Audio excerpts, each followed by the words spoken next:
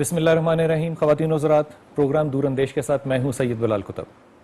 خواتین و حضرات، بہت سے دور اندیشوں سے آپ نے ابھی تک بات کی۔ آج ہم لاہور کے ایک نواحی علاقے میں موجود ہیں اور ایک آستانہ ہے، ایک خانقاہ ہے جہاں ہم اس وقت موجود ہیں۔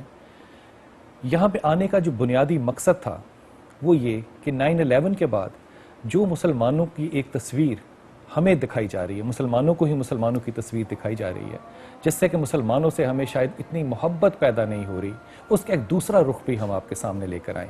خانقاہ کے جو ماحول ہے، ان کے جو نظریات ہیں، ان سے ہو سکتا ہے آپ کا اختلاف ہو، لیکن ان کا تعلق جو ہے وہ کسی بھی طرح سے انتہا پسندی سے آپ قائم نہیں کر سکتے۔ آج میرے مہمان اور انتہائی عزت کے ساتھ میں ان کا آپ سے تعارف کراتا ہوں، جناب احمد سعید سیفی صاحب۔ السلام علیکم ورحمۃ اللہ وبرکاتہ۔ سیفی صاحب، تھوڑا سا تعارف کرا دیجئے کہ یہ جو سلسلہ ہے نقشبند کا، اس کو آپ انٹروڈیوس تھوڑا سا کروا دیں۔ اللہ رب العزت کی عادت اللہ اس پہ جاری ہے کہ اس بنی نوع انسان کی فلاح و بہبود کے لیے اللہ رب العزت نے مختلف ادوار میں اپنے کچھ برگزیدہ بندوں کو مبعوث فرمایا، جو حضرت آدم علیہ نبینا علیہ السلام سے لے کے حضرت رسول اکرم صلی اللہ علیہ وآلہ وسلم مبارک تک، جب نبوت اور رسالت کی کڑی حضرت رسول اکرم صلی اللہ علیہ وسلم مبارک پہ اختتام پذیر ہوئی، اب پھر بھی اس امتی محمدیہ صلی اللہ علیہ وسلم مبارک کی رشد و ہدایت کے لیے کچھ ایسی اشخاص کی ضرورت تھی تاکہ وہ دین جو رسول اکرم صلی اللہ علیہ وسلم مبارک نے ہمارے لیے قرآن کی شکل میں، حدیث کی شکل میں چھوڑا ہے، وہ زمانے کی گردشوں میں، زمانے کی آلودگی میں تھوڑا سا آلودہ ہو جاتا ہے۔ تو اللہ رب العزت اپنی کچھ برگزیدہ بندوں کو، جیسا کہ حضور اکرم صلی اللہ علیہ وسلم نے فرمایا ہے کہ میری امت کی ہر صدی کے اوپر ایک اللہ کا ایک ایسا بندہ ہوگا جو دین کی تجدید فرمائے گا۔ انہی مجددین میں سے اللہ رب العزت نے دین اور اسلام کو ایک دفعہ پھر اسی اصلی نمو اور اسی اصلی طرز پہ اللہ رب العزت اس دین کو واپس لا رہے ہیں۔ اس کام کے لیے اللہ رب العزت نے اپنے کچھ خاص بندوں کو منتخب کیا ہے، جس کو ہم عام اصطلاح میں اولیاء اللہ کہتے ہیں۔ جیسے کہ اللہ رب العزت خود ہی کلام پاک میں فرماتے ہیں کہ الا ان اولیاء اللہ لا خوف علیہم ولا هم يحزنون الذین آمنوا وکانوا یتقون لهم البشریٰ فی الحیاۃ الدنیا وفی الآخرہ۔ اللہ رب العزت کی یہی دوست ہے، یہی ولی ہے کہ جو اس دین کی احیاء اور تجدید کرتے ہیں۔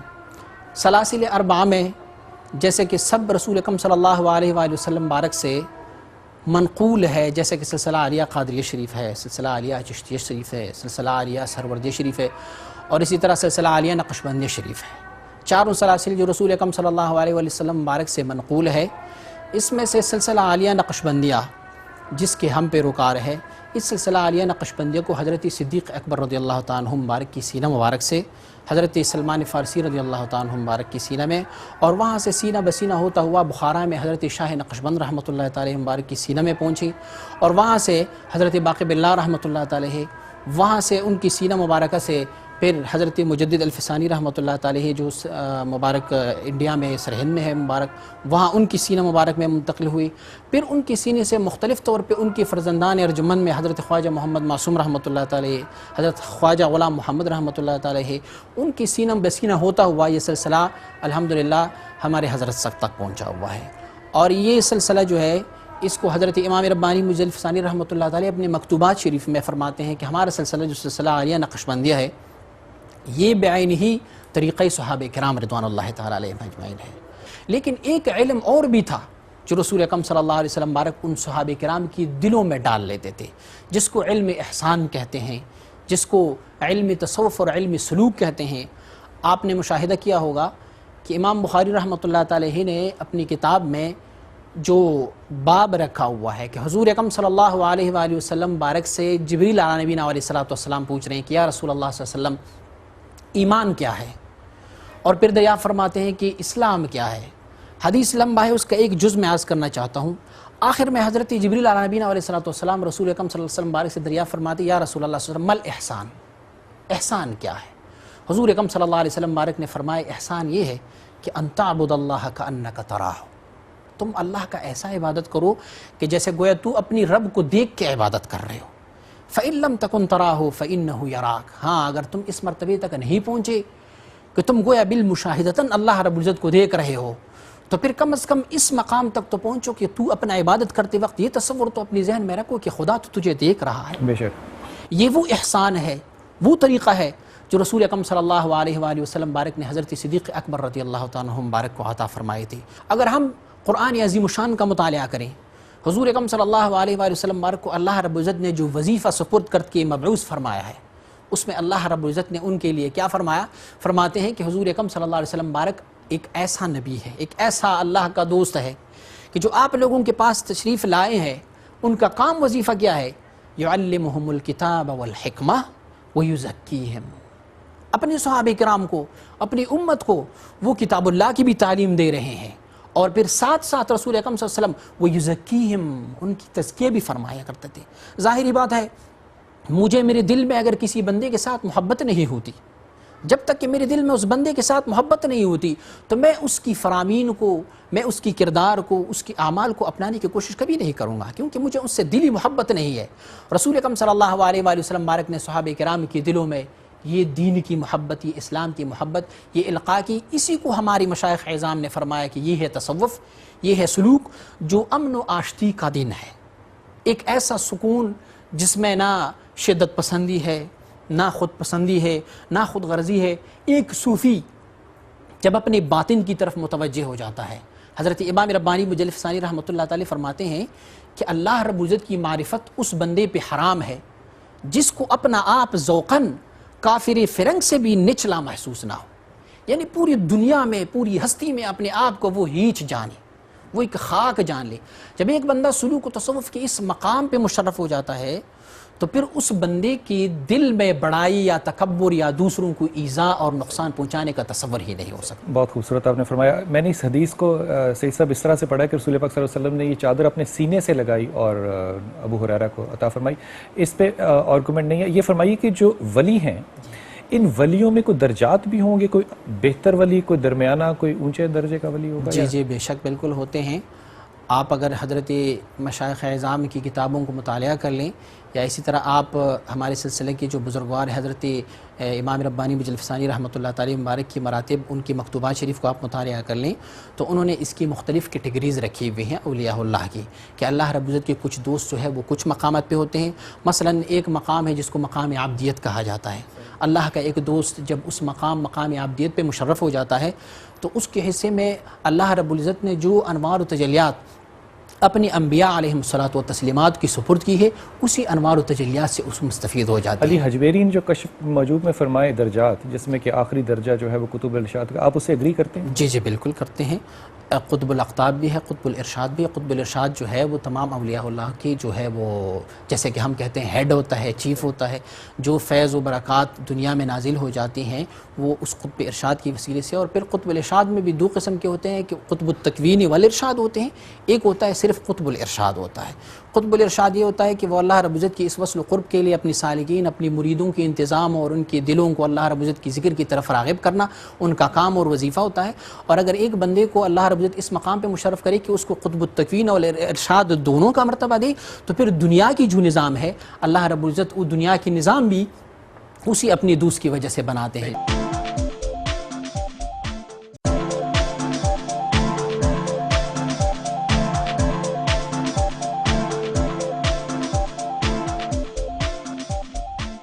اس میں جو آپ نے دو طرح سے بتایا کہ ایک قرآن کی وہ حصہ ہے قرآن کا جو کہ شریعت سے منسوخ ہے، جو ڈوز اینڈ ڈونٹس آف قرآن ہے۔ اگر آپ قرآن کا بھی اس طرح سے اس کو غور کیجئے کہ ڈوز اینڈ ڈونٹس قرآن کے جو ہیں سعید صاحب وہ صرف 13 یا 14% ہیں، وہ جو باقی 85% سے زیادہ کا حصہ ہے قرآن کا وہ بنیادی طور پہ میٹافر، میٹافزکس اور فلسفے کے اوپر بنیاد کرتا ہے۔ کیا آپ یہ تقسیم کر رہے ہیں یا آپ کوئی اور ایسی بات کہہ رہے ہیں کہ جو قرآن میں نہیں لکھی ہوئی؟ نہیں جی، ہم اپنے سلوک و تصوف کی بات جب کرتے ہیں ہم یہ کہتے ہیں کہ قرآن عظیم الشان کو اللہ رب العزت نے تبیانا لکل شیء فرمایا، ہر چیز کا بیان اللہ رب العزت نے قرآن عظیم الشان میں کیا ہوا ہے، لیکن ہماری عقول، ہمارے اذہان اس تک نہیں پہنچ سکتے۔ مثلا ہم ایک اللہ رب العزت کی اس قرآن عظیم الشان کے جس طرح ہم سورہ کے ابتداء میں الف لام میم صاد جو حروف مقطعات ہے، اس حروف مقطعات کا علم اگر ہم دیکھیں تو اللہ رب العزت خود ہی فرماتے ہیں وما یعلم تأویلہ الا اللہ والراسخون فی العلم یقولون آمنا بہ، دو قراءت آئے ہیں۔ اب جو علوم ہے جو قرآن عظیم الشان کے اس حروف مقطعات میں موجود ہے، وہ علوم اللہ رب العزت نے ہر کسی کو نہیں دیا، وہ کچھ خاص اپنے بندوں کو اللہ رب العزت نے وہ علوم دیا۔ مثلا کچھ لوگوں نے الف لام میم کی تو اپنے حوالے سے تعریف لیکن کی، یہ جو ساری تعریف کریں گے یہ اپنی عقل سے کریں گے نا، یہ فیصلہ کیسے کریں گے کہ اس کا عقل اور جو مطلب ہے یہ دیکھیں اللہ نے اس کو سمجھا دیا؟ جس طرح کہ انبیاء علیہم الصلوات و تسلیمات کی جو فرامین ہے، انبیاء علیہم الصلوات و تسلیمات کی جو اقوال ہے، اسے ہم کبھی نہیں کہہ سکتے کہ وہ اپنی عقل کے مطابق وہ کر رہے ہیں۔ ہم نیا بات سن رہے ہیں ایک نبی سے جو ہمیں یہ فرما رہے ہیں کہ آپ نے ظہر کی نماز 4 رکعت پڑھنی ہے، اب اس پہ آیا کوئی ظاہری طور پہ نازل تو نہیں ہوا، ہم نہیں دیکھ رہے، قرآن نے ہمیں نہیں کہا کہ ظہر کی نماز 4 رکعت پڑھو، لیکن اگر ہم یہ کہیں کہ ہم اپنی ذہن کے مطابق سے یا نبی اپنی ذہن اور عقل کے مطابق کر رہے ہیں، یہ سراسر غلط ہوگا۔ نبی کے لیے اللہ رب العزت کی طرف سے وہ وحی ہو جاتا ہے جس کو وحی جلی اور وحی خفی ہوتا ہے۔ آپ نے ابھی طریقت کا ذکر کیا، اس طریقت کے حوالے سے جو لطائف ہیں ان کا کچھ ذکر کیجئے گا کہ یہ کیا چیز ہے؟ سلسلہ عالیہ نقشبندیہ کا میں چلیے ذکر کروں گا کہ سلسلہ عالیہ نقشبندیہ میں ہمارے مشائخ اعظام کا طریقہ یہ ہے کہ یہ مبارکین 7 لطائف دیتے ہیں۔ اس میں سے پہلا لطیفہ جو ہے وہ قلب کا ہے۔ اب قلب کو میں کیسے ثابت کر سکتا ہوں؟ اب اگر کوئی یہ پوچھ سکے کہ جی قرآن میں بھی کوئی قلب کا ذکر آیا ہے، تو قرآن عظیم الشان نے تو قلب کے بارے میں بہت کچھ کہا ہوا ہے، الا بذکر اللہ تطمئن القلوب اور سب کچھ۔ قلب جو ہے وہ پہلا سبق ہے سلسلہ عالیہ نقشبندیہ کا، جو بائیں پستان سے 2 انگل نیچے ان کا مرکز ہے، اور اس قلب کا ایک اصل بھی ہوتا ہے۔ حدیث شریف میں ہے الا ان فی الجسد مضغۃ اذا صلحت صلح الجسد كله واذا فسدت فسد الجسد كله الا وهي القلب۔ حضور اکرم صلی اللہ علیہ وسلم فرماتے ہیں کہ انسان کے جسم میں گوشت کا ایک لوتھڑا ہے، اگر یہ لوتھڑا صحیح ہوا، سالم ہوا، تو پھر سارا جسم جو ہے وہ صالح ہو جاتا ہے، اور اگر یہ فاسد ہوا تو پھر سارا جسم جو ہے وہ فاسد ہو جاتا ہے۔ اور آقا صلی اللہ علیہ وسلم نے فرمایا کہ وہ کیا ہے؟ الا وہی القلب، وہ قلب ہے۔ اور دوسری حدیث شریف میں ہے رسول اکرم صلی اللہ علیہ وسلم بارک فرماتے ہیں کہ الشیطان جاسم علی قلب بنی آدم، شیطان نے اپنی چنگل انسان کی قلب کے اوپر لگائے ہوئے ہیں، لیکن یہ قلب اذا ذکر، جب وہ یہ قلب ذاکر ہو جاتا ہے تو خنس، شیطان بھاگ جاتا ہے، وہ اذا غفل، اور جب یہ قلب غافل ہو جاتا ہے تو وسوسہ، پھر شیطان اس پہ وسوسے ڈال جاتے ہیں۔ پہلا سبق ہمارا سلسلہ عالیہ نقشبندیہ کا لطیفہ قلب ہے۔ اسی قلب کو اس سالک مرید کو بتایا جاتا ہے، یہ قلب جاری کیسے ہوگا، جو قلب کیسے جاری ہوگا، اسے بتاتا رہتے ہیں کہ یہ یہاں پہ گوشت کا ایک لوتڑا ہے۔ دیکھیں، ایک اس قلب کی یہ حیت ہے، ایک اس قلب کی اصل ہے، جو ہمارے مشائخ اعظام نے فرمایا ہوا ہے کہ اس قلب کا ایک اصل ہوتا ہے جو عرش عظیم الشان سے فوق ہوتا ہے، اس کو ہم کہتے ہیں مضغہ، یعنی گوشت کا ایک لوتڑا۔ اور جو قلب سلیم ہے، جو قرآن نے جس کا ذکر کیا ہوا ہے، وہ قلب جو اصل ہے اس قلب کا، وہ عرش عظیم الشان سے فوق ہے، کیونکہ اس لطائف کو عالم امر کے لطائف کہتے ہیں، یعنی عالم امر جو کہ اللہ رب العزت نے لفظ کن سے پیدا فرمایا ہوگا۔ یہ لطیفہ قلب جب ذاکر ہو جاتا ہے تو چونکہ یہ قلب انسان کی جسم کا بادشاہ ہے، جب کسی مملکت کا، کسی سلطنت کا بادشاہ وہ جب صالح ہو جاتا ہے تو پھر رعایا خود بخود صالح ہو جاتا ہے۔ ایک قلب ہو گیا، یہ قلب ہوگا۔ اگلا سبق ہمارا جو ہے لطیفہ روح ہے، وہ دائیں پستان سے 2 انگل نیچے ان کا موضوع ہے، اور اللہ رب العزت رسول اکرم صلی اللہ علیہ وسلم بارک کو فرماتے ہیں کہ وَيَسْأَلُونَكَ عَنِ الرُّوحِ، آپ سے پوچھ رہے ہیں روح کے بارے میں، روح کیا ہے؟ قُلِ الرُّوحُ مِنْ أَمْرِ رَبِّي، کہہ دو یا رسول اللہ صلی اللہ علیہ وسلم کہ یہ روح جو ہے یہ میرے پروردگار کے امر کن سے پیدا ہوا ہے۔ اور وما يعلم تاویلہ الا اللہ کا جو میں نے پہلے ذکر کیا کہ جو اللہ رب العزت کی کچھ ایسے حروف مقطعات پہ موجود ہے جو اللہ رب العزت کی، جس کا علم اللہ نے کچھ خاص بندوں کو دیا ہوا ہے، اس طرح اس روح کے علم کا بھی اللہ رب العزت نے فرمایا کہ آپ لوگوں میں سے بہت تھوڑے لوگوں کو دیا ہوا ہے۔ اب کچھ یہ لوگ بھی کہہ سکتے ہیں کہ دیکھو روح تو حضرت جبریل علیہ نبینا علیہ السلام کو بھی کہا جاتا ہے، ہاں روح الامین جس کو کہا جاتا ہے، یا روح عام لوگوں کی کانسیپٹ میں یہ ہے کہ روح اس کو کہتے ہیں جو سانس ہم لے رہے ہیں، جو سانس ہم لے رہے ہیں اس میں، یعنی جس کی روح چلی جاتی ہے، ہم کہتے ہیں روح چلی جاتی ہے، نہیں، یہ روح وہ روح ہے یوم یقوم الروح والملائکۃ صفا لا یتکلمون الا من اذن له الرحمن وقال صوابا، قیامت والے دن انسانوں کی الگ صف ہوگی، ملائک کی الگ صف ہوگی، لیکن روح جو اللہ رب العزت کے امر سے پیدا ہوا ہے یہ ایک الگ جنس ہے، اس کا الگ صف ہوگا جب قیامت والے دن ہوگا۔ دوسرا سبق ہمارا اس لطیفہ روح ہے۔ تیسرا سبق جو ہے ہمارا سلسلہ عالیہ نقشبندیہ میں، اس کو لطیفہ سر کہتے ہیں. یہ بائیں پستان سے 2 انگل اوپر اس کا موضوع ہے. انہو یعلم السر و اخفا، اللہ رب العزت فرماتے ہیں وہ سر کا لطیفہ وہ ذاکر ہو جاتا ہے. اس کے بعد چوتھا سبق ہے خفی ہے. اللہ رب العزت اس لطیفہ خفی کو بھی مرشد کامل مکمل کی توجہ سے حیات عطا فرما دیتا ہے. پانچواں سبق جو ہے وہ اخفا ہے، سینے کے درمیان میں اللہ رب العزت اپنی کامل مکمل دوست کی توجہ اور ان کی نگاہ سے ان کو بھی ذاکر فرما دیتا ہے. چھٹا سبق ہمارا نفسی ہے، جو ماتھے میں ہے ہمارے، جہاں سے بال اگتے ہیں وہاں پہ ہے. یہ نفس پھر کئی اقسام کا ہے، جس کو نفس امارہ بالسوء کہتے ہیں، برائی پہ امر کرنے والا. لوامہ ہے، پھر ملہمہ ہے، پھر راضیہ ہے، مرضیہ ہے، مطمئنہ ہے. کئی اقسام ہے اس نفس کی. تو اللہ رب العزت نے اس نفس کے بارے میں جو مطمئن نفس ہوتا ہے اس کے بارے میں فرمایا یا ایتھا النفس المطمئنہ ارجعی الی ربک راضیۃ مرضیہ فادخلی فی عبادی وادخلی جنتی. اللہ رب العزت نے اس کے بعد ساتواں سبق ہے ہمارا قالبی، جس کو انسان کو اللہ رب العزت نے جب 4 چیزوں سے پیدا فرمایا کہ جس میں ہوا ہے، پانی ہے، مٹی ہے اور آگ، ان 4 عناصر میں سے اللہ رب العزت نے انسان کی تخلیق فرمائی ہے. ان 4 عناصر کو اس کو عناصر اربعہ کہتے ہیں. اس عناصر اربعہ کا مجموعہ ہم نے ایک لطیفہ بنایا ہوا ہے جس کو کہتے ہیں لطیفہ قالبی، یعنی قالب جسم کی طرف اشارہ ہے. آپ نے اپنے اس لطیفہ قالب میں یوں تصور کرنا ہوتا ہے کہ میرا پورا جسم، جو میرا جسم جسد ہے، یہ بمثل ایک ذرہ چھوٹا سا تصور کرتے ہیں اور اس پہ جو ہے وہ ذکر کر رہے ہوتے ہیں.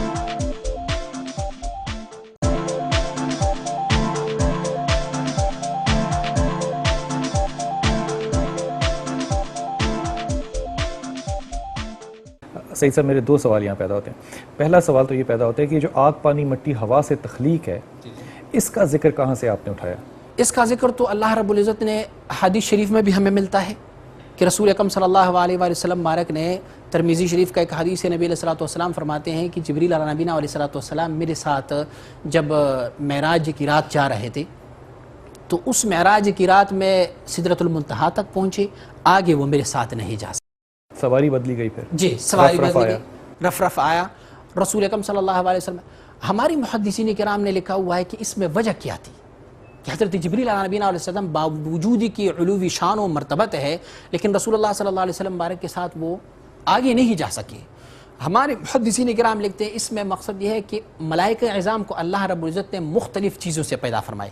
حدیث شریف میں کہ ایک نوع ملائک ہے کہ اللہ رب العزت نے اس کو آگ اور برف کو ملا کے ایک ملائکہ کو پیدا فرمایا ہے، جس کا تسبیح یہ ہے کہ اللہ رب العزت کی تسبیح کرتے ہیں کہ اللہ کا حمد و ثنا ہے اس ذات کے لیے کہ جس نے برف اور آگ کو ملا کے ایک جان پیدا فرمایا. کچھ ملائکہ اعظام جو ہے وہ یا خالصتاً ہوا سے بنے ہوئے ہیں یا خالصتاً نور سے بنے ہوئے ہیں. اسی طرح جبریل علیہ نبی صلی اللہ علیہ وسلم کی نہ جانے کا وجہ یہ تھا کہ اس میں 3 عنصر تو موجود تھے، یعنی ہوا، پانی اور آگ کا عنصر تو موجود تھا لیکن اس میں مٹی کا عنصر موجود نہیں تھا. مٹی کو اللہ رب العزت نے یہ قوت اور طاقت عطا فرمایا ہوا ہے کہ رسول اکرم صلی اللہ علیہ وسلم مبارک کا جس میں اطہر چونکہ ان 4 چیزوں کا مرکب تھا، فلہذا وہ اللہ رب العزت کے ان تجلیات و انوار کو سمو سکے. اگر ہم اس قلب کو اس جسم کا بادشاہ تصور کریں گے تو جب ہم قلب پہ توجہ دیں گے اور قلب جو ہے وہ اللہ کے ذکر پہ ذاکر کر لیں گے تو یقینی طور پہ ہمارے ہاتھ، ہمارے پیر، ہمارے جسم کے دوسرے اعضاء انہی کے تابع ہو جاتے ہیں. تو بس اس وجہ سے جب وہ صالح ہو جاتا ہے تو پھر سارا جسم بھی صالح ہو جاتا ہے. اس میں ایک ضمنی سا سوال میرے ذہن میں آیا. حضرت ابو بکر نے ایک دفعہ فرمایا کہ جو مسلمان کی زندگی ہے وہ یا الحمدللہ میں گزرتی ہے یا ان للہ سے، نہ وہ خوشی سے خوشی لیتا ہے نہ غم سے غم. یہ تصوف ہے. آپ اس ایگری نہیں کریں گے؟ جی میں ایگری کرتا ہوں، بالکل کرتا ہوں. اللہ رب العزت کے کچھ مخلوق ایسے ہوتے ہیں کہ وہ اللہ رب العزت کی طرف سے نازل ہونے والی خوشی اور غم دونوں کو اللہ کی طرف سے جانتے ہیں.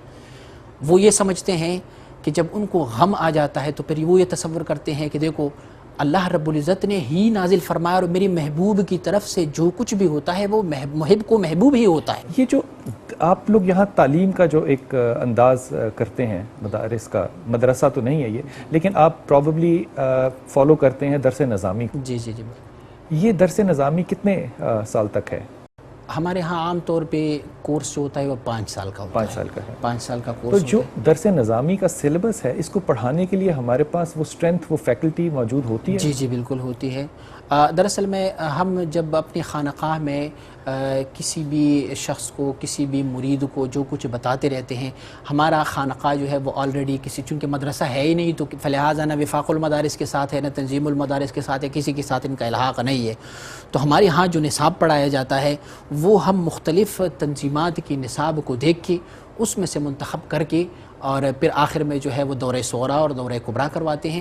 مثال کے طور پہ جو درس نظامی ہے اس میں فلسفی، کاسمولوجی، اسٹرالوجی، یہ سارے اسلوب ہیں. ہم کیسے پڑھیں گے ان کو؟ دراصل میں اس طرح ہوتا ہے کہ ہمارے ہاں چونکہ یہ جدت ابھی تک آیا نہیں پورا، اور میں کہتا ہوں کہ یہ افسوس کی بات ہے کہ ہماری خانقاہوں میں، ہمارے آستانوں میں جو جدید علوم ہے وہ ابھی تک اس میں پوری طرح سے نہیں آیا. البتہ آئے ہوئے ہمارے یہاں پڑھنے والے ہمارے اپنے جو دوست وغیرہ ہیں ان کو ہم مختلف علوم کے حصول کے لیے پھر مختلف جگہوں پہ بھیج دیتے ہیں. مثلاً اب اگر ہم کمپیوٹر سیکھنا ہوتا ہے تو ہم اسے کسی کمپیوٹر کی کورس میں، یا اسی طرح اگر ہم نے کوئی لینگویج وغیرہ سیکھنا ہوتا ہے تو پھر ہمیں اسے لینگویج میں یا سائنس وغیرہ میں. ہمارے ہاں یہ ہوتا ہے عام طور پہ کہ نحو، صرف، منطق، اصول فقہ، عقائد، احادیث اور تفسیر پہ زیادہ زور دیا جاتا ہے. اب اس میں پھر سعید صاحب کوشچن آتا ہے، جو ہم منطق پڑھتے ہیں، منطق بنیادی طور پہ سقراط سے ہے. ہم منطق جو پڑھتے ہیں اس میں ہماری اپنی کو ایڈیشن ہے؟ جی ہم دیکھیں منطق میں ہمارا نظریہ یہ ہے کہ منطق میں کچھ مثلا ان کا ایک جزیہ ہے ہماری منطق کی کتابوں میں جس کو حیولا کہتے ہیں. یعنی اللہ رب العزت کی ذات کو وہ لوگ حیولا سے تشبیہ دیتے ہیں، وہ اللہ رب العزت کی ذات کا انکار کرتے ہیں. وہ کہتے ہیں جو کچھ ہو رہا ہے وہ زمانے کی ادوار سے ہو رہا ہے، سورج چھڑنے کی وجہ سے اور سورج غروب ہونے کی وجہ سے یہ سب کچھ، ہماری عمریں بھی بڑھ جاتی ہے اور اب گھٹ بھی جاتی ہے، اور سب کچھ جو ہوتا ہے وہ سورج کی وجہ ہو جاتا ہے. تو ہم ان کی اس نظریات کو اپنی کتابوں سے نکال چکے ہیں. ہمارے ہاں جو کتابیں پڑھائی جاتی ہیں جس طرح مجموع منطق ہے، یا اسی طرح ہمارے جو اساغوجی ہے یا میر اساغوجی ہم پڑھائے جاتے ہیں. یہ فرمائیے کہ جو گدی ہوتی ہے، جو کہ خلافت چلتی ہے، اس کا کیا کرائٹیریا ہوتا ہے؟ خلافت کیسے چلتی ہے آگے؟ ہمارے سلسلے میں، سلسلہ عالیہ نقشبندیہ میں، ہماری خلافت جو ہوتی ہے وہ نسب سے نہیں ہے. یہ نہیں ہے کہ میرا والد صاحب جو ہے وہ اللہ کے ولی تھے اور ان کی وفات کے بعد آٹومیٹکلی میں گدی نشین ہو گیا ہوں. کیونکہ ہمارے بزرگوں نے ہمیں یہ تعلیم دی ہوئی. حضرت امام ربانی بجلی ثانی رحمۃ اللہ تعالی نے اپنے مکتوبات شریف میں جا بجا لکھا ہے، فرماتے ہیں کہ یہ مشیخیت یا سجادہ نشی یہ جو ہے یہ کھلا یعنی ٹوپی اور عبا سے نہیں ہوتا کہ کسی نے کسی کو ایک خرقہ پہنا دی اور جی تم وہاں پہ بیٹھ جا. کیا ہوتا ہے؟ رسول اللہ صلی اللہ علیہ وسلم بارک کی رحلت کے بعد کیا ہوا؟ حضرت ابوبکر صدیق رضی اللہ عنہ کو خلافت ملی ہے. کیوں ملا؟ اسی لیے کہ حضرت ابوبکر صدیق رضی اللہ عنہ اس وقت کے صحابہ کرام کی سب سے افضل ترین شخصیت تھی، تو اس وجہ سے اس کو ملا. اسے اس وجہ سے نہیں ملا کہ وہ حضور اکرم صلی اللہ علیہ وسلم بارک کی اہل بیت میں سے تھے.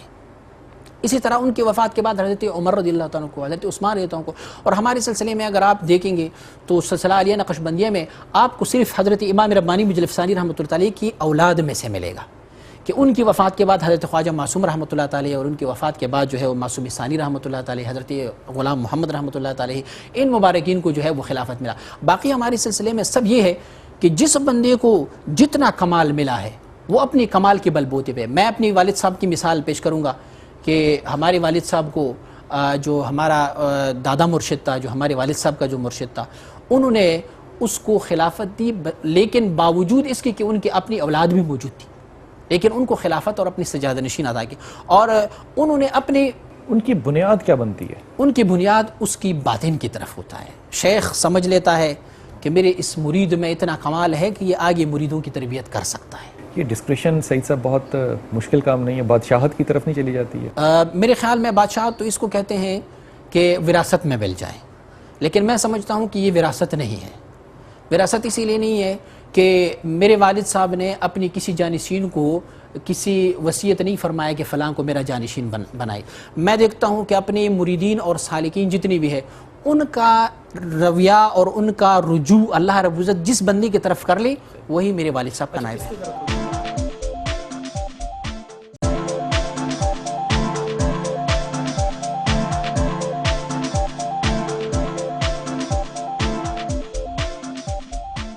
اس پہ ذرا تھوڑی سی رائے فرمائیے کہ مسلم اور بخاری میں یہ حدیث حضرت عائشہ سے یہ راوی ہوتی ہے کہ آپ نے فرمایا کہ ابو بکر نے مجھے 500 احادیث دیں، پھر ساری رات وہ سوئے نہیں، کروٹیں لیتے رہے، اور صبح اٹھ کے انہوں نے میرے سے وہ حدیثیں واپس لیں اور ان کو ضائع فرمایا کہ میں کوئی ذمہ اپنے ذمہ لینا نہیں چاہتا۔ لیکن آپ یہ فرما رہے ہیں کہ جو سلسلہ نقشبندیہ ہے یہ ان علوم پہ بیسڈ ہے جو کہ شاید لکھی نہیں ہوئی تھی لیکن سینہ بسینہ چلی تھی، جبکہ اسی بارے میں جو مسلم اور بخاری میں حدیث ہے کہ رسول پاک صلی اللہ علیہ وسلم نے اپنی آخری وقت میں جو قلم اور کاغذ مانگا تھا، حضرت عمر نے دینے سے اس کو تھوڑی سی رکاوٹ ڈالی تھی کہ شاید آپ کی اس وقت طبیعت ٹھیک نہیں ہے، تو آپ اس کو سینہ بسینہ کیسے ایسوسیٹ کرتے ہیں پھر؟ دیکھیں، اگر کثرتی علوم سے اور کثرتی روایات سے یہ فضیلت مل جاتی تو آپ دیکھیں حضرت ابو ہریرہ رضی اللہ عنہ مبارک نے کتنی حدیث روایت کی ہے، حضرت عبداللہ ابن عمر رضی اللہ عنہ نے کتنی حدیث روایت کی ہے، حضرت عبداللہ ابن عباس رضی اللہ عنہ نے کتنی حدیث روایت کی ہے۔ اسی طرح آپ دیکھیں گے کہ حضرت عائشہ صدیقہ رضی اللہ عنہ مبارکہ نے کتنی حدیث کو روایت کی ہے، لیکن اس کے باوجود بھی حضور اکرم صلی اللہ علیہ وسلم مبارک کی وہ نعمت اور خلافت ان کو نہیں ملی۔ لیکن وہ خلافت تو بہت زیادہ نیگوسیشن کے بعد ملی نا، حضرت ابوبکر صدیق رضی اللہ عنہ کو بہت سے قبیلے تھے وہاں پہ، تھے بہت سے لوگوں نے رسالت ڈکلیئر کر دی، لیکن حضرت ابوبکر صدیق رضی اللہ عنہ کو کثرتی علم کی وجہ سے نہیں ملا۔ درست ہے۔ حضرت ابوبکر صدیق رضی اللہ عنہ کو صرف دیکھیں، حضرت ابوبکر صدیق رضی اللہ عنہ کا اپنا قول ہے، الحاوی نے لکھا ہوا ہے، وہ مبارک فرماتے ہیں کہ ما فضل ابو بکر بکثرت الصلاۃ ولا بکثرت الصوم ولا بکثرت الصدقہ ولکن بشیء وقر فی صدری۔ وہ مبارک فرماتے ہیں کہ ابو بکر صدیق کی فضیلت یہ کثرت نماز سے نہیں ہے، یہ کثرت صدقات سے نہیں ہے، کثرت روزوں سے نہیں ہے، ولیکن بشیء وقر فی صدری، یہ اس وجہ سے ہے کہ اس چیز کی وجہ سے ہے جو اللہ نے میری سینے میں ڈالا ہوا تھا، اس وجہ سے ہے جو فضیلت ہے۔ اگر ہم علم کے بیس میں یا کثرتی روایات کے بیس کو لے لیں گے تو پھر تو ہونا یہ چاہیے تھا کہ تمام قبیلے مل کے خلافت ابو ہریرہ رضی اللہ عنہ کی سپورٹ کیا کرتے ہیں۔ کیوں؟ سب سے زیادہ روایت تو حضرت ابو ہریرہ رضی اللہ عنہ، لیکن ان کی پولیٹیکل سٹینڈنگ نہیں تھی نا بالکل۔ اب میرے خیال میں دین پولیٹیکل کی طرف نہیں دیکھتا، اسلام جو ہے وہ ایک شخص کی علمیت اور اس کی اصلیت کی طرف دیکھتا ہے۔ لیکن سب سے زیادہ جو فتوحات ہیں دین کی وہ عمر کے زمانے میں، جی بالکل بے شک ہوئی ہے، اور وہ پولیٹیکل سٹیٹ اگر نہ قائم بالکل کرتے ہوئی آج ہے، تک تبلیغ نہ ہوتے۔ اس سے کوئی اختلاف نہیں ہے، اسی لیے کہ حضرت عمر رضی اللہ عنہ کے بارے میں رسول اکرم صلی اللہ علیہ وسلم فرماتے ہیں اگر میرے بعد کسی نبی نے آنا ہوتا تھا تو وہ عمر ہوتا، حضرت عمر رضی اللہ عنہ مبارک ہوتا، اس میں کوئی ڈاؤٹ نہیں ہے۔ لیکن مسئلہ پھر بھی وہی آ جاتا ہے کہ جب اللہ رب العزت نے اپنے ایک خاص بندے کو کوئی ایسے علوم عطا فرمائے جو ان کے سوا کسی اور کو عطا نہیں فرمائی۔ یہ فرمائیے کہ یہ جو ایک سلسلہ ہے نقشبندیہ کا جسے کہتے ہیں قلب جاری کرنا یا ضرب لگانا، یہ اسکول کیا ہے؟ دراصل میں ہم قلب کو یہ نہیں کہتے کہ آپ قلب کو ضرب لگاؤ، ہم کہتے ہیں تم اپنی قلب میں اللہ کا ذکر۔ اب ظاہری بات ہے کوئی یہ بھی کہہ سکتا ہے کہ یہ قلب جو ہے اس میں تو نہ منہ ہے، نہ ہونٹیں ہیں، نہ زباں ہے، تو کیسے بھی اللہ کا ورد کیسے کرے گا؟ میں اس سے پہلے ایک بات آپ سے عرض کروں، خدا نے سورہ بقرہ میں فرمایا کہ میرا ذکر کرو اٹھتے بیٹھتے لیٹتے کروٹوں کے بل، لیکن ذرا زیادہ۔ اس میں یہ نہیں کہا کہ قلب سے کرو۔ جی جی بالکل۔ اچھا، اس میں تو یہ نہیں کہا، لیکن رسول اکرم صلی اللہ علیہ وسلم حضرت عائشہ صدیقہ رضی اللہ عنہ، ترمذی شریف کا حدیث ہے، حضرت عائشہ رضی اللہ عنہ فرماتی ہیں کان رسول اللہ صلی اللہ علیہ وسلم یذکر اللہ فی کل احیان، رسول اللہ صلی اللہ علیہ وسلم اللہ کا ذکر کیا کرتے تھے فی کل احیان، ہر حین میں۔ آپ مجھے یہ بتائیں کہ جب رسول اللہ صلی اللہ علیہ وسلم کھانا کھاتے ہوتے تھے تو پھر وہ ذکر کیسے ہوتا؟ جیسے ہم آج کرتے ہیں، مثلاً کھانا کیسے؟ کھاتے ہوئے ذکر کر رہے ہیں، مثلاً کیسے؟ اپنی زبان سے، خیال سے۔ میں اگر نوالہ میرے منہ میں رہے تو میرا منہ اور ہونٹ اور زبان جو ہے وہ تو اس نوالے کے ساتھ لیکن صحیح صاحب میرا ذہن تو خالی ہے نا، میں ذہن سے تو کر سکتا ہوں نا، خیال میں کروں گا نا ذکر۔ بس یہ آپ جس کو ذہن کہتے ہیں اسی کو قلب کہتے ہیں۔ اس کا معنی ہوا آپ جس کو ذہن کہتے ہیں، دیکھیں رسول اللہ رب العزت فرماتے ہیں رجال لا تلہیہم تجارۃ ولا بیع عن ذکر اللہ، اللہ کے کچھ ایسے بندے ہیں کہ جس کو لہو میں نہیں ڈال سکتے خرید اور فروخت اللہ کے ذکر سے۔ اور امام ربانی مجلس ثانی رحمۃ اللہ تعالی نے اپنی مکتوب شریف میں لکھا ہے کہ حضرت شاہ نقشبند رحمۃ اللہ تعالی نے فرمایا کہ مینا کے شہر میں میں نے ایک بندے کو دیکھا کہ وہ 1000 درہم کا خرید و فروخت کر رہے تھے، لیکن ان کا ذہن جو تھا، ان کا دل جو تھا، وہ ایک لحظہ اللہ کے ذکر سے غافل نہیں تھا۔ آپ کی بات بالکل بچا ہے۔ اللہ کے رسول نے یہ بھی فرمایا کہ ایسے صحابہ موجود ہیں جو اللہ کی قسم کھا لیں تو اللہ ان کی قسم کی حیا کرتا ہے، اور اللہ نے ان کی قسم کی حیا کی. میں اس بات کو ڈاؤٹ نہیں کر رہا. میں یہ کہہ رہا ہوں کہ جو خیال ہے، جو خیال میں ذکر کرنا ہے اور ہر حالت میں کرنا ہے، چاہے میں نہاتے کروں دھوتے کروں، کیونکہ فرمایا کیا کہ جیسے اپنے آباء و اجداد کا ذکر کرتے ہیں، ہم اس کو پرسائسلی جب کسی ٹیکنالوجی میں لے کر جاتے ہیں تو کیا ہم اس میں وہ بات کہہ رہے ہیں جو کہ قرآن اور سنت سے ثابت ہے؟ جی، میں آپ کو یہی عرض کر رہا ہوں کہ ذکر دو قسم کا ذکر ہوتا ہے. ایک ہوتا ہے ذکر لسانی، ایک ہوتا ہے ذکر خفیہ جس کو قلبی ذکر کہا جاتا ہے. خیال کا جس کو آپ خیال کہتے ہیں، ہم اسے قلب کہتے ہیں. حضرت شیخ عبدالحق محدث دہلوی رحمۃ اللہ تعالیٰ نے اپنی مشکات شریف کی شرح میں لکھا ہوا ہے، وہ مبارک فرماتے ہیں کہ رسول اکرم صلی اللہ علیہ وسلم مبارک کے پاس دو ملک آئے. رسول اللہ صلی اللہ علیہ وسلم مبارک جو تھے وہ ایک درخت کے نیچے سو رہے تھے. تو ایک ملک سرہانے کھڑے ہوئے اور دوسرا جو ہے وہ پیروں کی طرف. ایک ملک نے دوسرے کو کہا کہ یہ شخص سو رہا ہے. دوسرے ملک نے کہا نہیں، یہ ان کی آنکھیں تنام عینی ولا ینام قلبی. نبی علیہ الصلوۃ والسلام خود ہی فرماتے ہیں میری آنکھیں تو سو جاتی ہیں لیکن میرا قلب جو ہے وہ. حضرت عائشہ سے بھی یہ حدیث منسوب ہے، آپ نے ان سے فرمایا کہ میری آنکھیں سوتی ہیں، میرا قلب جو ہے وہ ذکر کرتا ہے. یہ طریقہ کیا ہے قلب کے ذکر؟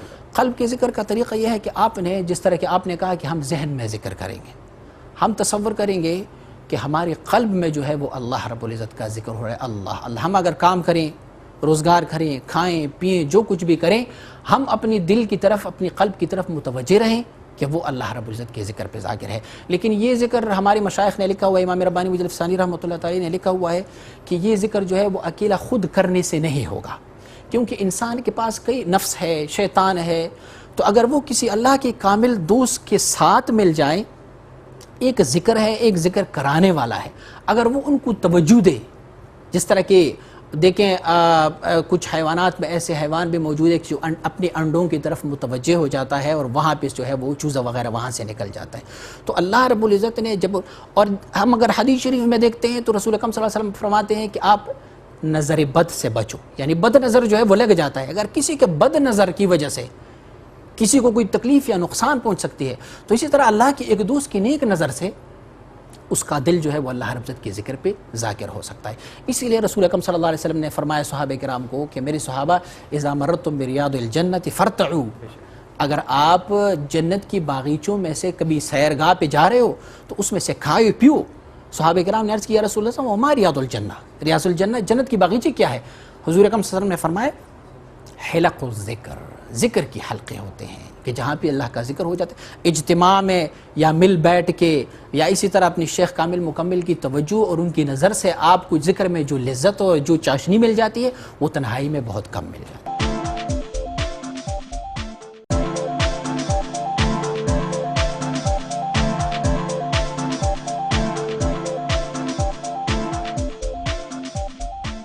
اس کا مطلب چلتے پھرتے بھی ذکر ہو سکتا ہے لیکن شاید کم ہو سکتا ہے.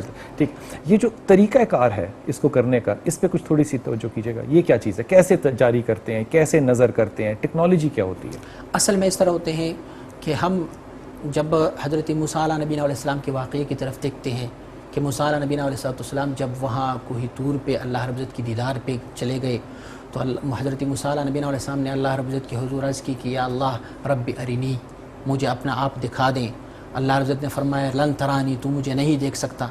پھر بھی ان کا شوق طلب بڑھتا گیا اور انہوں نے پھر فرمایا اللہ رب العزت نے کہ پھر ٹھیک ہے اگر تم مجھے دیکھنا چاہتے ہو تو انظر الی الجبل، اس پہاڑ کی طرف دیکھو.